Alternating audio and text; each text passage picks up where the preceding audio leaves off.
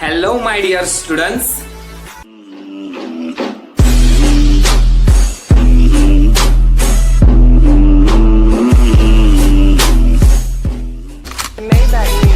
Can anybody out there hear me?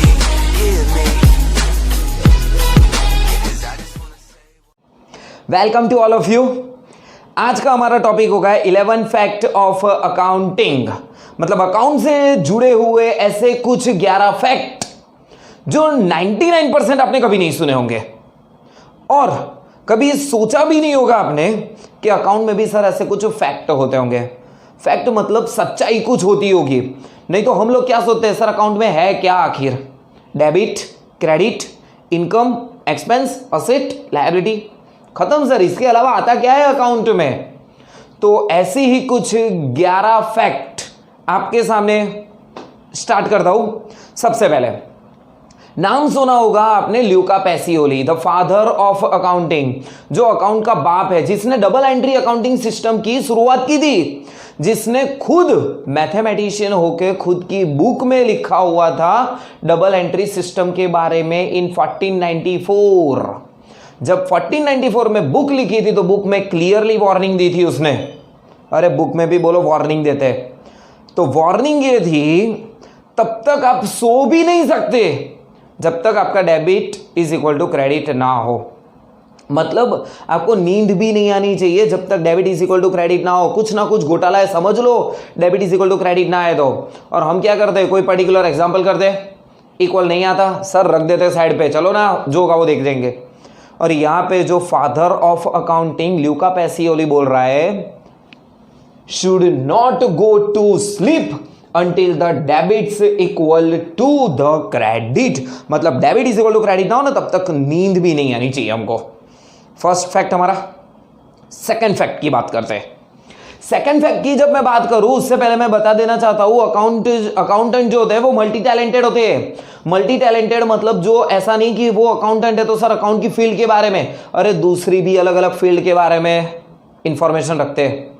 Information तक भी ठीक है, पर एक बंदा ऐसा हो चुका है जो बाय प्रोफेशनल अकाउंटेंट था और जिसने बबल गम का इन्वेंशन किया, जो हम कैसे चबाते रहते हैं पूरा दिन कभी, वो बबल गम का 1928 में इन्वेंशन किया। वो कोई और नहीं बट अकाउंटेंट था। नाम क्या था सर उसका? वॉल्टर डीमर नाम है उसका, जिसने बबल गम की शुरुआत की 1928 में इन्वेंशन किया हुआ है उसने। थर्ड लेवल पे चलते हैं। उससे पहले मैं ये भी आपको बता दूं, थर्ड पॉइंट से जब मैं आऊं तो ये सेंटेंस याद रखना, don't under estimate the power of accountant. मतलब अकाउंटेंट के पावर को कभी अंडर एस्टिमेट मत करना, क्योंकि 1935 से बड़े बड़े शोज, अवार्ड शोज होते हैं, उसका कंट्रोलिंग अकाउंटेंट हैंडल करते हैं। बड़े बड़े शो मतलब सर कौन से बड़े शो? अरे सबसे बड़ा हमारा अवार्ड शो ऑस्कर। ऑस्कर की जो काउंटिंग होती है, जो वोटिंग की काउंटिंग होती है, आज भी ट्रेडिशनल मेथड से होती है, मतलब बैलेट पेपर से होती है। और बैलेट पेपर को हैंड टू हैंड काउंटिंग करते हैं वो सारे के सारे अकाउंटेंट। पूरे 9 लोगों की टीम होती है, पर्सन ऑफ 9 मेंबर्स, मतलब 9 लोग होते हैं जो टीम है उसकी, वो काउंटिंग करते हैं पूरे 1700 घंटे, 1700 आवर्स वर्क करते हैं बिफोर ऑस्कर नाइट। जिस दिन रिजल्ट है उससे पहले 1700 घंटे वो लोग काउंटिंग करते हैं। बोलो, मतलब ऑस्कर का विनर कौन है किसी को पता हो या ना हो, बट अकाउंटेंट को यहाँ पे पता होता है, वो उसका वर्क ही स्पेसिफिकली करते हैं। और वो भी अकाउंटेंट मतलब छोटे मोटे अकाउंटेंट नहीं, जो सीपीए है वही वहां पे वर्क कर सकते हैं। देखो तो वो भी fact, they control the academic award since 1935।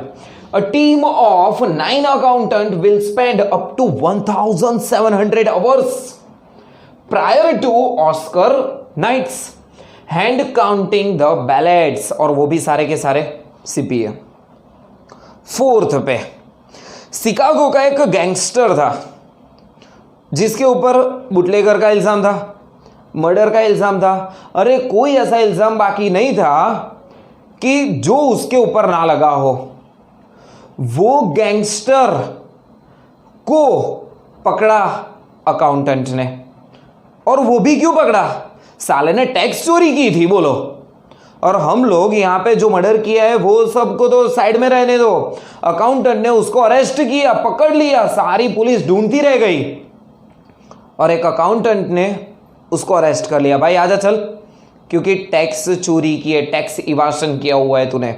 वो one of the top gangster in Chicago. देख लो तो यहां पे शिकागो क्राइम बॉस, मतलब एक बॉस है वो। बॉस मतलब समझ में पड़ता है ना, एक माफिया है वो। अल कैपोने, जिसका निकनेम, उसको भी निकनेम से जानते थे, बोलो, स्कैरफेस, was brought down in 1931 by FBI accountants। अभी FBI में भी अकाउंटेंट को लेते हैं, तो क्या? हाँ, FBI में भी अकाउंटेंट को हायर करते हैं, और वो भी कितने नंबर्स में, देखते आगे फैक्ट आएगा वो भी उसके रिलेटेड भी। Next, the first CPA exam, जो कॉमर्स बोले, अकाउंट की फील्ड की बात कर रहे हैं तो top CPA exam was taken in New York इन 1896। 1896 में फर्स्ट CPA की एग्जाम हुई थी वहां पे।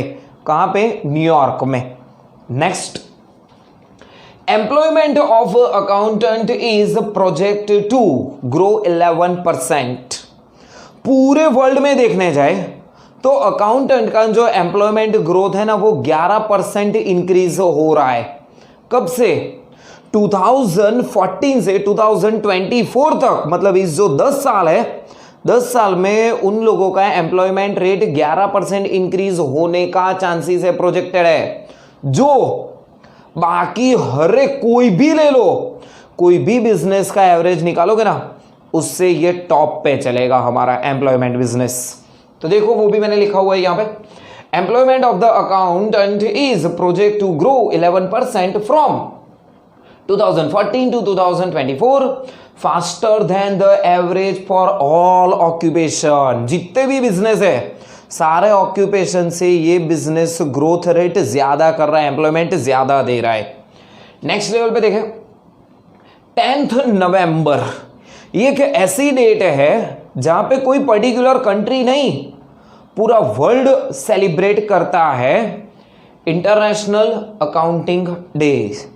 10 नवंबर, याद रखना 10 नवंबर को।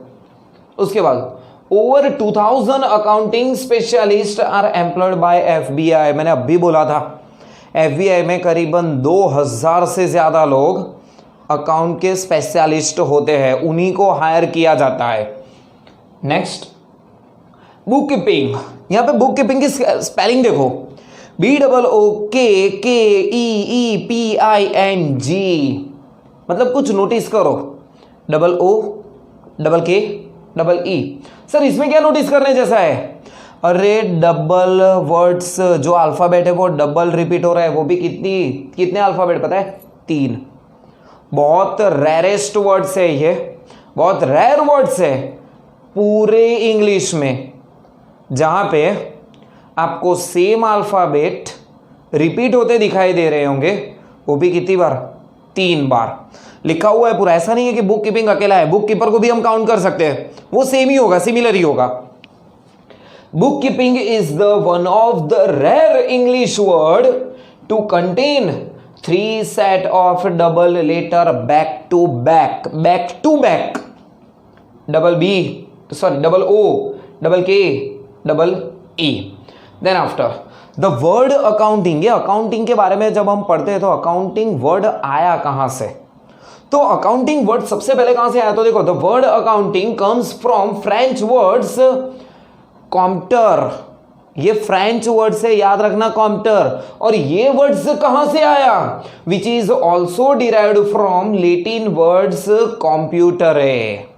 मतलब फ्रेंच वर्ड्स हमारे पास क्या हुआ? कॉम्प्टर, और लेटिन वर्ड्स क्या हुआ यहां पे? कंप्यूटर है।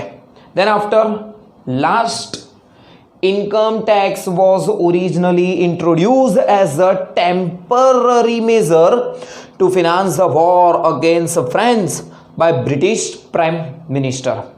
मतलब ब्रिटिश ने फ्रेंच के साथ कुछ वॉर हो रहा था, तो वॉर के लिए पैसे चाहिए थे, तब टेम्पररी मेजरमेंट की यूज के लिए, फंडिंग के लिए इनकम टैक्स एप्लीकेबल किया था, जो आज तक कंटिन्यू है।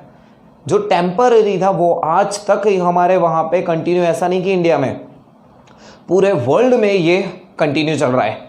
तो ये अकाउंट के कुछ 11 फैक्ट मैंने आपके सामने प्रेजेंट किए। कैसा लगा आपको फैक्ट?